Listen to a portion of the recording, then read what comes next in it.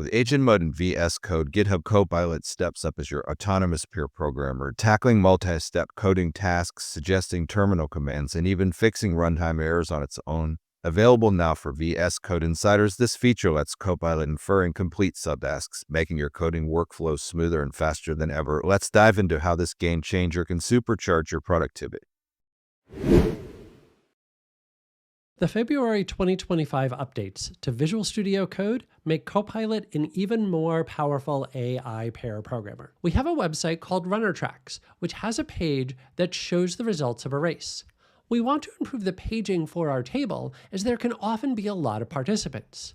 We can use Copilot Chat to make a change to the Svelte file we have open here.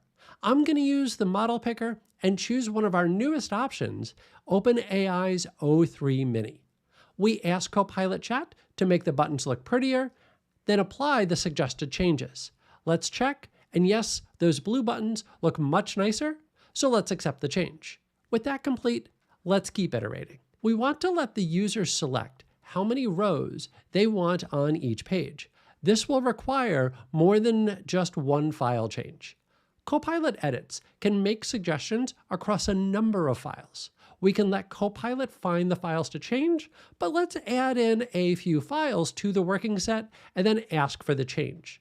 You'll see in this case, I'm using Claude 3.5 Sonnet, demonstrating the ability to select different models. Copilot Edits has the suggested changes to all three of those files in one go. It even gives me a summary of the changes it's made. Let's save, take a look at the site, and there we go, a working dropdown to select how many rows the table should display. Let's turn our attention to an even more complex task. Our Runner Tracks website has a page listing races, and we want the ability to search for a race by name. This is going to require changes to a number of files in our project: services, server-side code, UI, and tests. Copilot now supports agent mode, allowing it to reason and iterate over an entire project to perform complex operations. Copilot starts by exploring our project to determine what updates need to be made. It begins updating the backend service, and then the UI, making the necessary changes. Once it completes those, it turns its attention to the tests, the unit tests for the service and the page, and the end-to-end tests. With the tests updated, we're then prompted to run the unit tests. Our unit tests fail because the existing ones didn't align with the new functionality.